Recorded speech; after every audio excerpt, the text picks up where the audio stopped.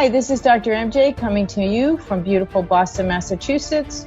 This is the Women in Dentistry podcast, where we feature women in dentistry making waves and leading the industry through the next decade.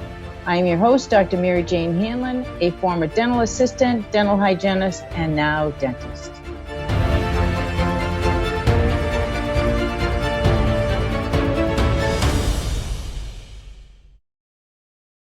I'm very pleased to introduce you today to Ms. LBarbara Khozam. Barbara is the founder of LBarbara Khozam Speaking and Consulting. She's an award-winning international speaker and trainer specializing in customer service and the patient experience. Barbara has delivered over 1,700 presentations to 75,000 people in 12 countries. Her audiences include employees of Kaiser, United Healthcare, and the FBI, to name a few. She's known for her high energy, high impact delivery, outrageous wit, and ability to tackle real issues posed by her audience. In 2019, Barbara was chosen as the top customer service consultant of the year by the International Association of Top Professionals. Also in 2019, Barbara was awarded the CSP for Certified Speaking Professional from the National Speaker Association. She's one of only 3 women in the world to have achieved both this designation as well as the Toastmaster Accredited Speaking designation. It is now my pleasure to bring you to my interview with Ms. LBarbara Khozam. Barbara, I am so excited to have you on the show today because, when we first met on a boat in the middle of the ocean, little did I know that we were going to get to be so friendly and be able to spend time with each other. So I'm really excited to introduce you to my audience. So if you would mind telling them how you got involved in the industry of dentistry, because you're not a hygienist and you're not a dentist, but you are servicing and helping dentists all over the country. So tell us a little bit about your story. Don't forget to hit the subscribe button to our channel. And also, don't forget to hit the bell so you never miss out on a single episode. Thanks so much. I graduated from college with a degree in chemistry, of all things. So I have a kind of a technical background, but I worked as a chemist for 10 years until I realized I didn't like it. It took you 10 years? Yeah, I know. I'm a slow learner. And I was at the point where, and I don't know if you've ever been in this position, I was good at my job, but I just didn't like it. Yeah. So then I had to think, well, what part of my job do I like? Well, only 10% of my job I loved. And that was when I had to train someone on something like a medical equipment or whatever the training was. So I quit being a chemist and then I joined on with a seminar company called Skill Path Seminars. I've seen them. Yeah. So for 10 years, I traveled all over the world. It was fantastic. I got to train all sorts of people. But after 10 years of that, there's a theme here, MJ. So after 10 years of doing that, I felt like I was a robot. I wasn't making long-term impact, but I loved speaking. Like I knew that was what I was supposed to be doing. So I quit that 10 years later, started my own company in customer service. Well, my very first customer was a healthcare company. So that's how I got into healthcare. And then dentistry just followed right along with that. So now doctors, medical and dental doctors and practices are who I work with now, almost exclusively. Wow, that's very cool. So tell us a little bit about what it's like to build a speaking consulting career. And then in addition, give us some more details about your customer service process and how that helps our practices be more successful. Well, building the speaking business is especially now during COVID. It's a constant challenge. And of course, last year with the whole pandemic, we had to do a 180 with the whole in-person versus Zoom. So for me, it's constantly a work in progress. For me, 90% of my clients are referrals or people who have seen me speak. They will hire me or tell others. So that's really what my go-to is referrals. But regarding customer, oh my gosh, I am a freakazoid about customer service and the patient experience because it's first of all, cheap. It's the number one marketing tool of most practices. If you can surpass your competition by simply delivering an extraordinary patient experience. The way you answer the phone, for goodness sakes, nowadays, oh my gosh. Have you called a company and you're on, I was 83 in line on hold. We're 83 people. Are you kidding me? So, I mean, if we can just deliver a great experience at every touch point on the website, is your phone number there? And are you checking reviews? And are you answering the phone? And when they walk in and when they drive in, and every touch point, if we can deliver an extraordinary experience, you will far surpass your competition. And guess what? Price doesn't matter anymore. It's not about price. It's about the experience. So that's what I work with my clients on every touch point. How can we maximize every touch point to create that extraordinary experience? And it doesn't take a lot of money, just a little bit of effort. So how is this touch point situation changed? Because now patients are waiting in the car, right? Now patients are masked and wear masks, and we have all this stuff on. Quite honestly, if you have a new patient coming into your practice, they literally don't know what you look like, because how can they tell underneath all this stuff? So how do we create that bond in a relationship and engage and develop that trust without being able to see each other? It's still possible. I can tell if someone's wearing a mask, right? I can still tell if they're smiling or not. I know. And eye contact is probably more important than ever, but it's even little things like, for example, I went to the dentist, my dentist, a month ago. And the process is you pull into the parking lot, you text when you arrive, right? So I texted, Barbara Khozam is here. No reply, nothing for 5 minutes. So now I'm freaking out, right? I'm in the car and I'm like, oh my gosh, did they get the message? And well, did I use the wrong number? So for 5 minutes, I am anxious because now, I'm going to get fined if I'm late. I'm going to go to the bottom of the queue. That's a touch point. That's a mistake, right? So as soon as they send that text, someone needs to send a text back saying, we got your text. We'll text you when we need you to come in, relax, right? Like that, just those little things. So it's the same thing, right? It's just analyzing each of those touch points, which are slightly different, and seeing how we can maximize it. So from a technology perspective, and I'll get to why I'm asking you this question, from a technology question, so let's just say that the person at the front desk just stepped away to help with an emergency, right? Mm-hmm. Couldn't they have an automatic response that responds, thank you for letting us know, we'll text you as soon as we're ready for you? Yes. Okay. Something. Why wouldn't practices do that? It seems like a no-brainer to me. I don't know the technology pieces of this, so I don't know. Is it that hard to set up an automatic reply? I would think not. So I don't know. I don't know why maybe they don't realize, they don't care. I don't know. Here's what I've noticed. The practices that are the most successful are the ones where the lead doctor and the lead administrator are in touch with this stuff. When the doctors are like, oh, that's not my job. I don't, whatever. Those are the ones I can't work with because I can't see long-term success and they're not open-minded enough.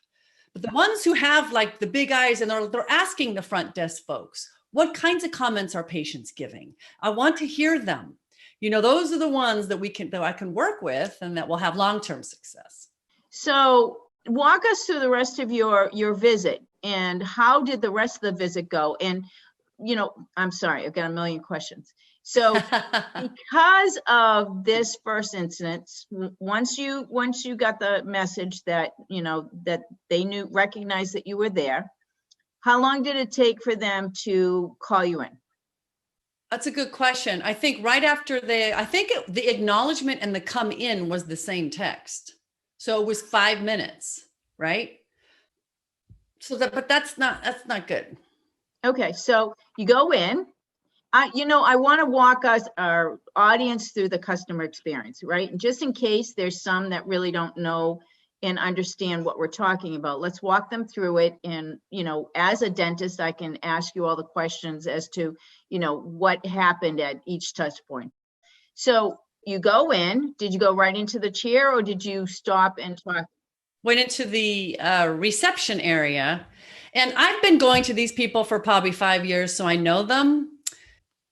But the receptionist that I know, her name is Sarah, and she has a problem with her finger.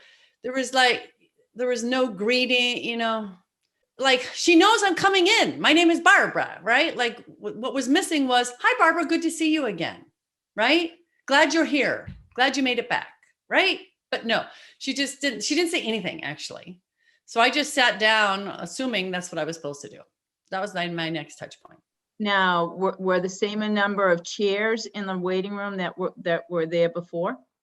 No, that's a good question. No, they were appropriately spaced in there. Yeah, it's interesting how much we've had to change everything. Okay, so you don't get any acknowledgement from the front desk staff.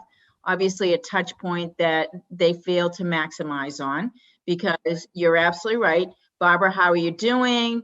How'd you make it through COVID? We're so happy to see you, blah, blah, blah, right? Right, exactly. Right. Make you feel good that you chose them as a dental practice. Okay. That's right. Because I got to insert this, is that the number one patient, the driver of patient satisfaction is human connection. Of course. It's not the text, it's not the papers, it's using their name and making them feel special. And like that stuff doesn't take a lot of time. It's looking at their chart and going, oh yeah, last time she was here, she was going to Africa. Let's ask about Africa, right? I mean, what do you want with that? How was your trip to Africa, Barbara? Oh, mind blown. You remembered? Yeah, exactly. Exactly. Okay. So you go into the chair, and were you having a cleaning done or work done? Yep, just a cleaning. Okay, it's never just a cleaning, Barbara. It was a fantastic cleaning. It was an important procedure. So you see your wonderful hygienist. No, before her is another lady, and I don't know who she is. I don't know what her role is, because she's wearing a name badge, but doesn't introduce herself.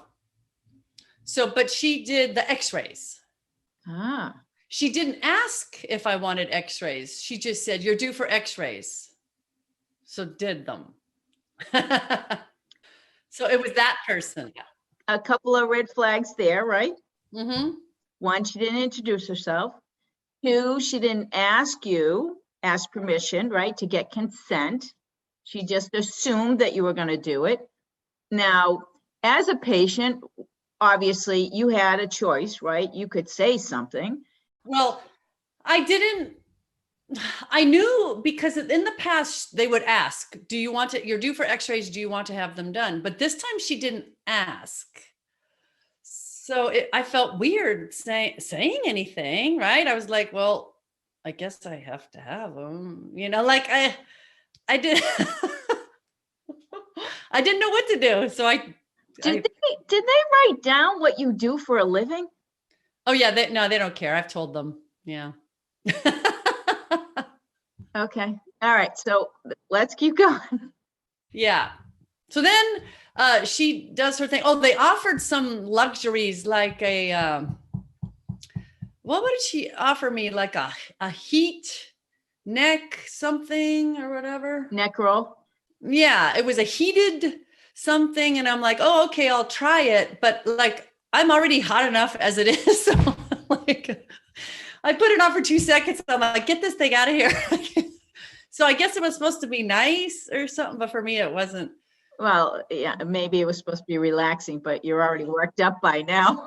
Yeah, but I was already anxious about the whole thing. And then the hygienist came in at that point, didn't introduce herself. Apparently she and I had met before, but I didn't remember. Yeah. So I felt bad because I was telling her how my teeth are really, really super sensitive. She goes, yeah, I know, I've done them before. I was like, oh. So it would have been nice if she had introduced herself, So that part was okay. She was very good with the with the cleaning and the instrumentation, all that stuff. You weren't gushing blood by the end. Not gushing, no. Okay. Okay. So then you wrap up with the hygienist. Does the doctor come in and visit with you? He did. Yes. Yes. He came in and looked at the whatever's x-rays. Yeah. So that was okay. I've known this guy too. And I don't know. I didn't feel a lot of love, he just came in, did his thing, and got out. He did mention about how because I'm always very nervous going to the dentist. So I was like, my legs were moving up and down, and he's like, oh yeah, this one's very active or something. All right. So how did you feel after all of that? Well, it was just kind of like, this is something I got to do, like I'm not super warm. If I met a better dentist or someone who, if I met someone who interested me, I would change in a heartbeat. But to go through the hassle of changing right now, yeah. So interesting observations, because from both sides, you being a professional in customer service, me being obviously a dentist, and you acting as a patient, we miss these opportunities if we get busy in our practices and don't pay attention. That's right. So how many patients are in our practices that are thinking exactly the same way you are thinking? Exactly. See, the problem with satisfied customers, like I'm satisfied, right? Satisfied customers are flexible. Yeah. They're very easily wooed by someone who's going to treat them better. And there's a lot of people who are going to do that. So we can't be satisfied with satisfied customers. That's not good enough. We've got to create loyal ones. Loyal and raving. Raving fans. That's right. That are like, oh my gosh, I can't wait. I can't wait to go back.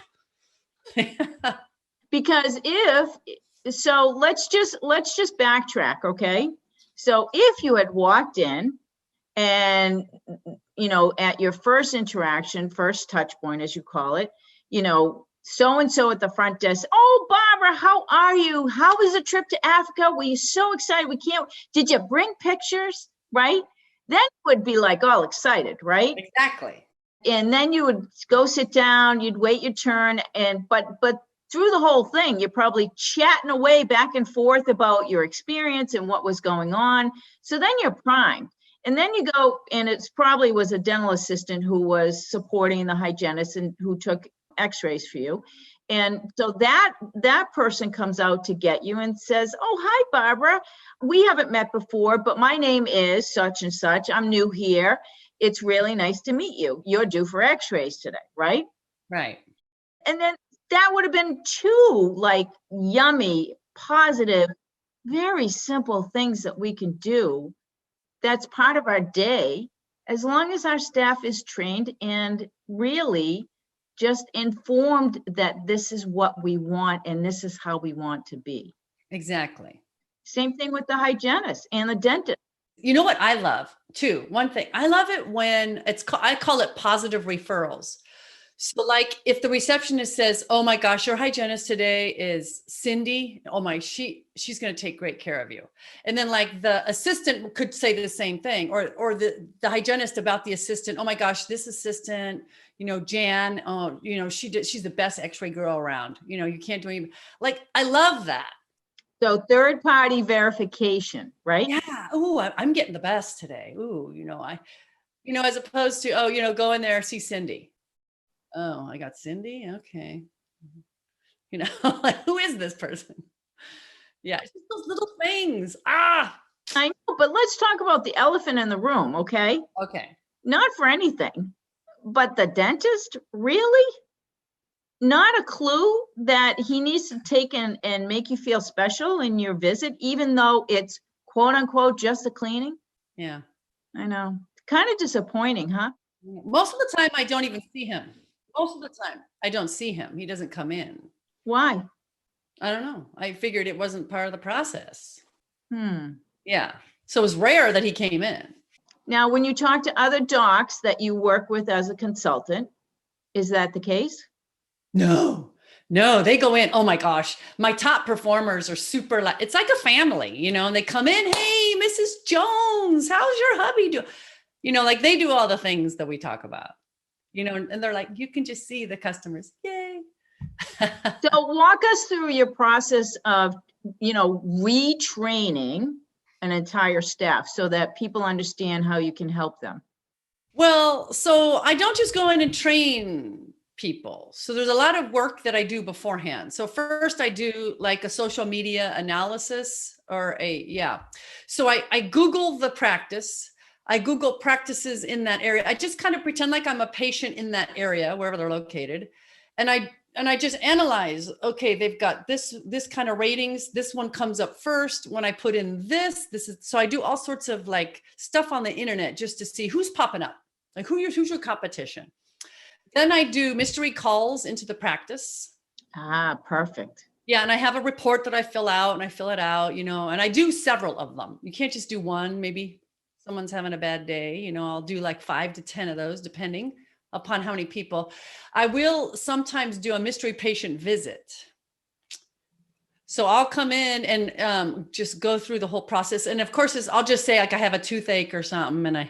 But I try to meet with each one of the people just to see what their touch points are. And like one of my clients, just even the door walking in, it was very strange. Like I walked up to the door. So the door, there were 2 doors. There were 2 doors, like one on this side, one on this side. And there was like a wall in front of me, and I didn't know which door to go in because the address, the number's right there, but there's 2 doors. And so I'm standing there and I'm like, left or right for a couple minutes. And then finally I look through the door and I saw, dentist. And then over here, gym. But like, that's a touch point that like, why is that not right in front of me? Like dentist that way, gym that way, I can't be the only one having so I kind of walked in disheveled, so I do the whole patient experience with my clients. After that, then I will interview some of the employees. I'll just talk to them on the phone, kind of get their lingo, hear what their challenges are. I'll talk to the managers, of course, the leaders, and get their take. After that, I do the trainings. So I'll do one for leaders, and then I'll do one for the staff. And then after that, I'll follow up. I give them a protocol. I help create a protocol.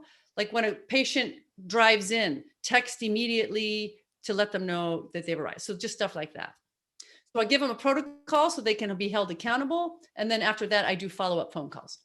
The mystery also, just to make sure? Well, sometimes if they want me to, I will. I'll do before and after to see the difference. Or I'll just talk to the leadership team and kind of answer questions, help them, with what challenges they may have. Wow.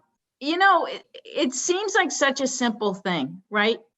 Why do so few people pay attention to it, especially now where, we've got 25% of the population that's not coming back to the dentist anytime soon? I don't know why they're not doing it. It's a good question, MJ, because this is the easy piece. It doesn't cost a lot of money. It just takes a little bit of effort, to be present with each customer, each moment, to create that wow. So do you know automatically when an office is not going to be successful because of the leadership? Pretty much. Yeah, like in the initial interview, if they're talking, if they're placing blame and they're like, well, it's that just get rid of that front desk person, and everything will be fine. I'm like, really? Blame everything on that one person? I don't know about that. You can tell. I can tell. Yeah. Well, this is awesome. So, how, transitioning from chemistry, which is pretty dry, right? Sorry. Obviously, you love people because you can see that in your personality. And that's probably why you gravitated towards loving the training piece, right? So you fast forward to, skill path. Did they train you to become a speaker, or did you just naturally do it? No, apparently it's one of my skills. Yeah. And what I think is very interesting is I'm actually extremely introverted. So Like with my friends and when I go out in public, I'm very quiet and shy and I won't speak up. But if I'm giving a presentation, oh, I'm completely the opposite. So is it almost like you're a different character then? Kind of, yeah. Wow. I find that fascinating because, even before we started the podcast, I could tell you were a little bit anxious, and I knew that you were like a little uncomfortable. I'm thinking, oh my gosh, she's such a vivacious personality. This does not fit. But now it makes sense why I was noticing those cues. Yeah. Interesting.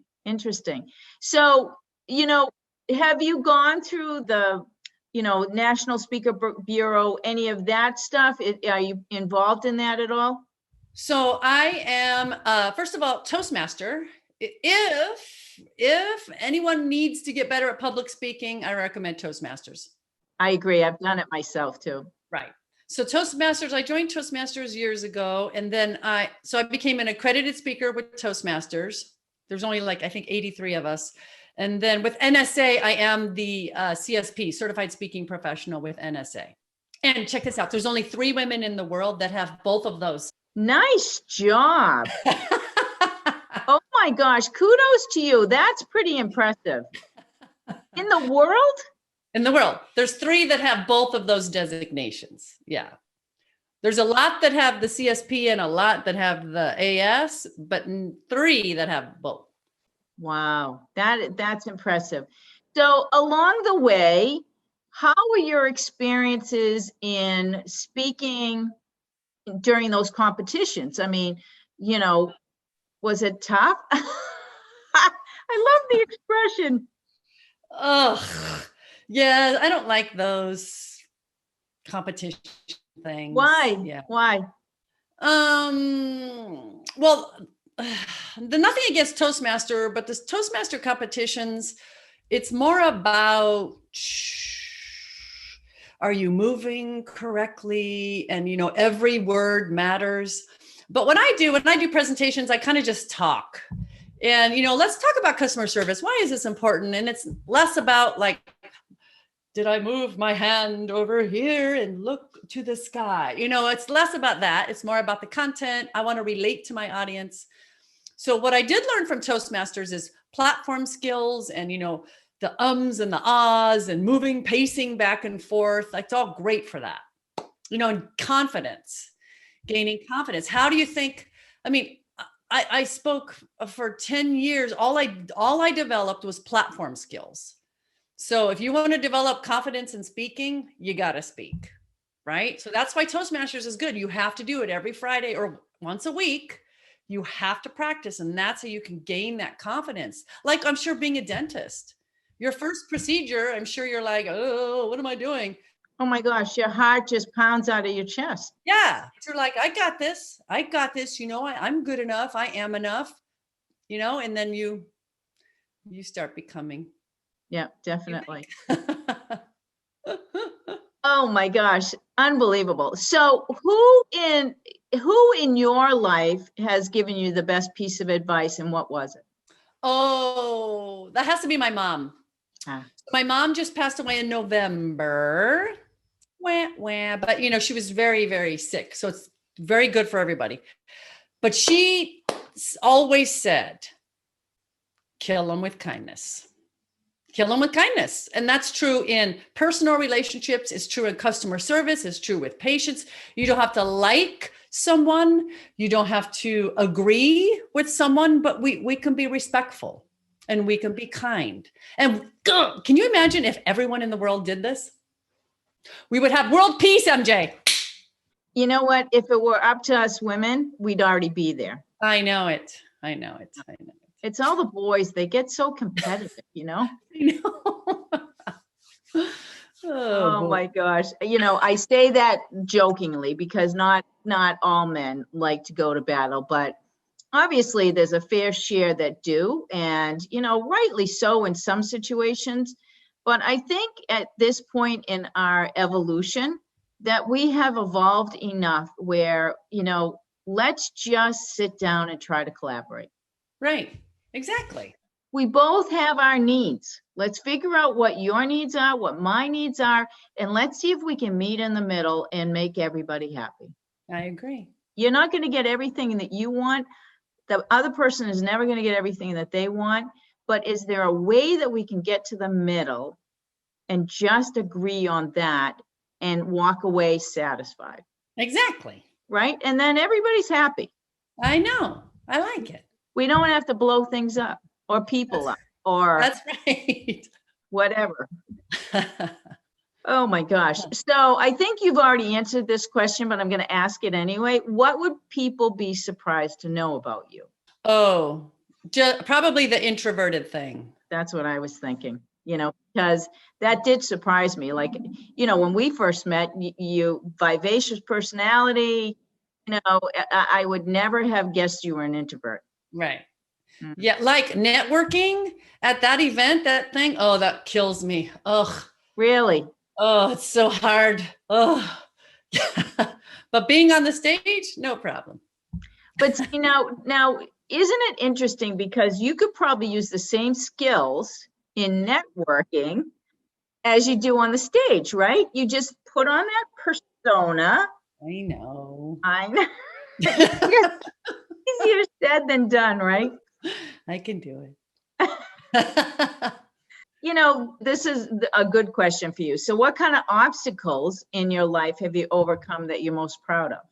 Oh, I think for me, it would have to, and I wouldn't say it was necessarily an obstacle, but switching from being a chemist, like quitting my career, because I was doing pretty well, and just quitting that. And then I had 8 months where I didn't know what I was going to do. And then becoming a seminar leader. I mean, like that transition, I'm the most proud of because I could still be think about people who stay in the same jobs that they hate for 50 years. I know. Right. So I'm proud of myself for recognizing that wasn't a fit for me and then finding something that was. So that to me is, and luckily I was single at that point. So I didn't have, other people relying on me, for income. So I was able to get out of Well, what I think that is most inspiring about that story is that you didn't want to look back on your life with regrets. I think that's one of my favorite things to talk about is I don't want to ever have regrets. I don't want this nagging idea to be in my mind and 4 years later say, oh, I wish I had done that, right? Mm-hmm. So for me, it's always about, okay, I don't know if I can do this, but I'm just jumping. And I may even go like this because I don't want to see, but I'm just going to jump. And so I think, that courage, some of us have it, some of us don't. Sometimes I wish I didn't have as much courage sometimes because I'm like, oh God, did I really make the right step? But most, I think that we always, if we reflect back on our lives, we're always in the right place at the right time. Things always happen for the right reason. Right. And even if you do make a mistake, okay, so what? Really? Exactly. So what do you have to do? Where do you have to go? What do you have to go back to and make a better decision at? I saw this speaker once and he said, rarely in life do you go from point A to point B. I want to be here. Okay, I'm 16 and I want to do this. Rarely do you ever go in a straight line. Most people are like, okay, and then okay, I'm going to go here and then here, but they eventually end up somewhere. That's so right. The point is like, if you just take action, it doesn't have to be perfect action. It could be failure, but you're taking action and you're moving. You're still moving forward. I agree. And I was talking about this the other day in another podcast that I was doing, was that, sometimes the road is really cloudy and foggy and you don't know what's ahead, but just driving just a little bit, right, allows you to see more of that road ahead of you. Okay, that's clear. Okay, I can go a little bit more. That's clear. I can go a little bit more. Oh shit, I didn't think about that. Backtrack a little bit and maneuver, right? And I think that too many times people get frozen in place because the inevitable fear takes over. And what I have learned is that fear is all up here. It does not exist out here.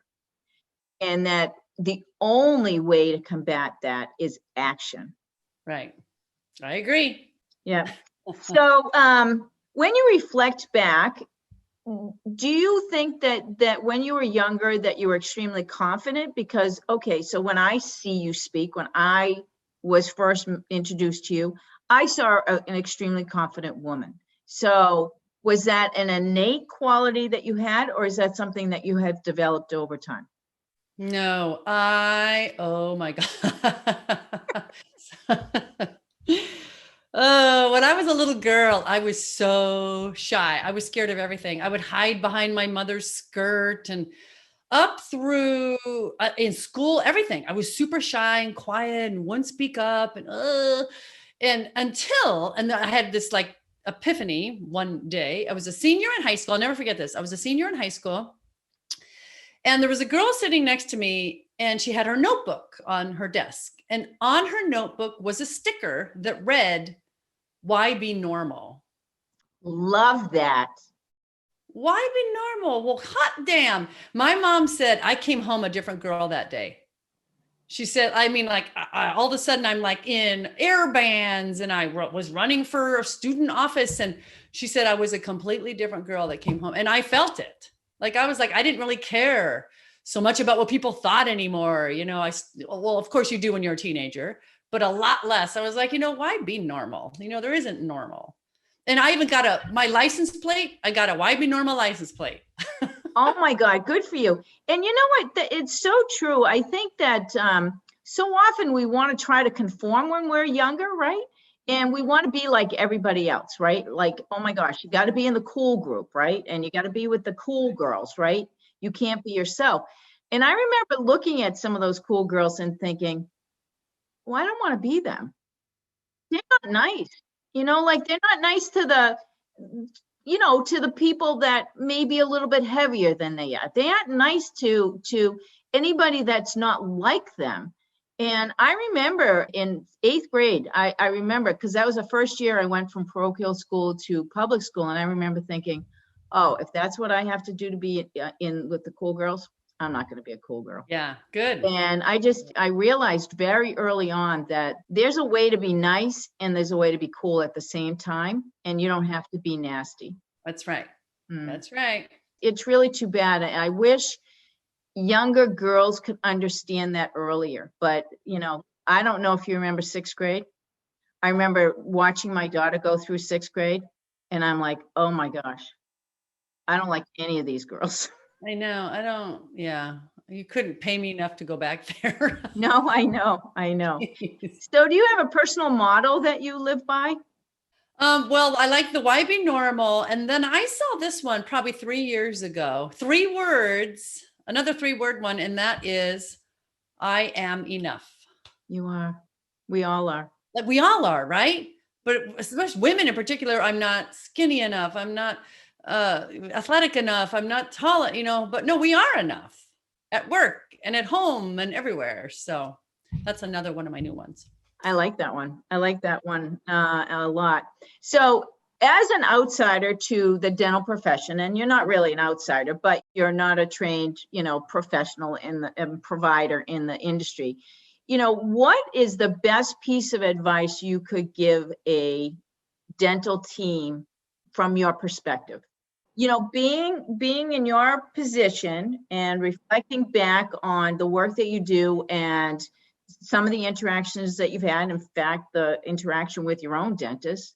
But, we have a lot of young providers coming out of school these days, right? And, what do they need to be careful of to make sure that they don't go past a certain line when they're in their practices and treating a patient? I generally will say, and I'll just lead with this, the person that you have your hands in, the mouth that you have your hands in is a person.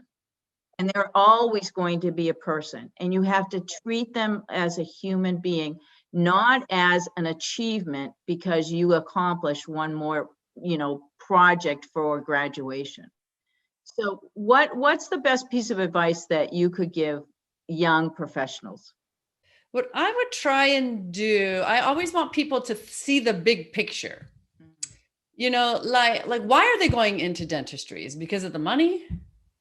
Well, if that's it, you probably may not last long. But like, what is your, like, do you just love, I mean, because teeth are so important, right? I mean, it's part of our appearance, you know, and how people perceive us. So is it that you want to make people beautiful inside and out? Or if someone is clear, no matter what they do, if they're clear on their vision, their why are they doing it?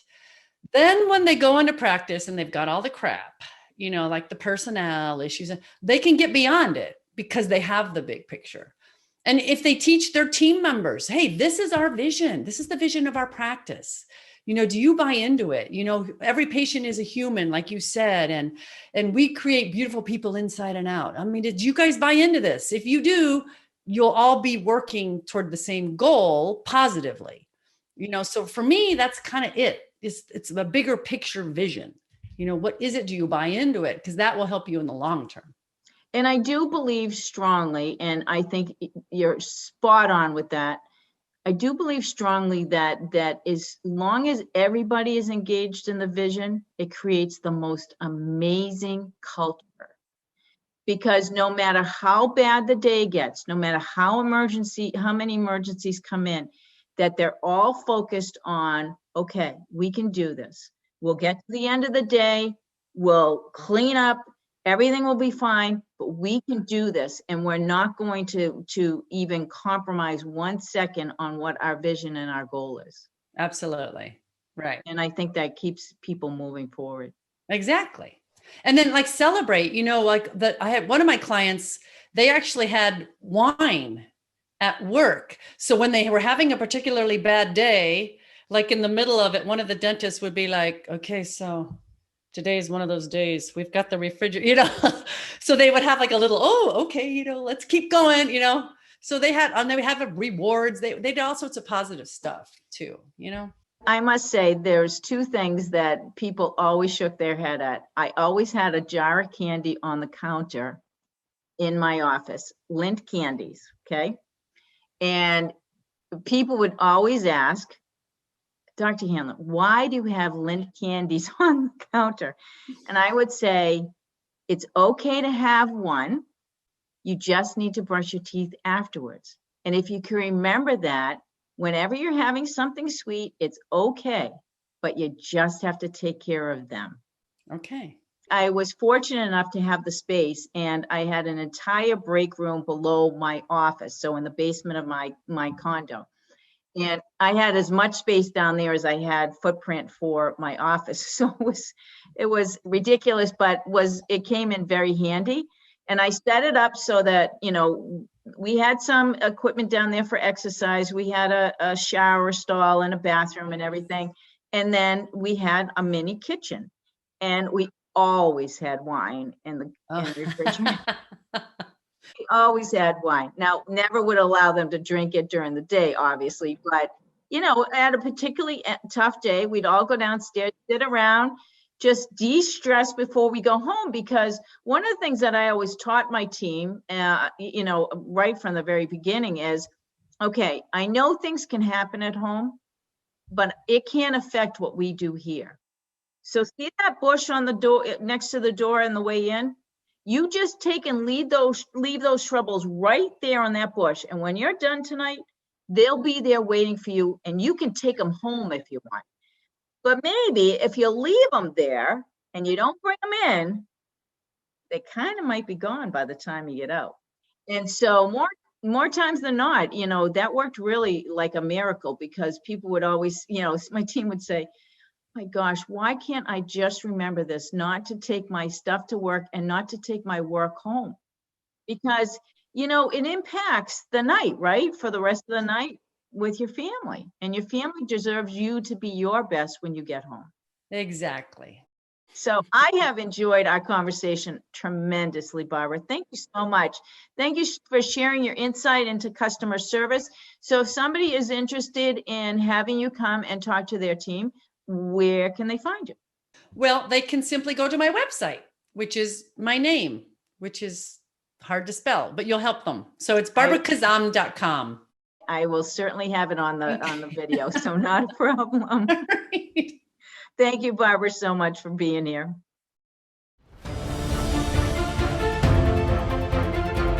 Thank you so much for listening to the Women in Dentistry podcast with Dr. MJ Hanlon.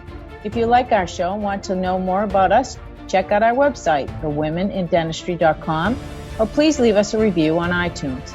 Join us for our next episode as we bring you another amazing woman leading the way for the next generation.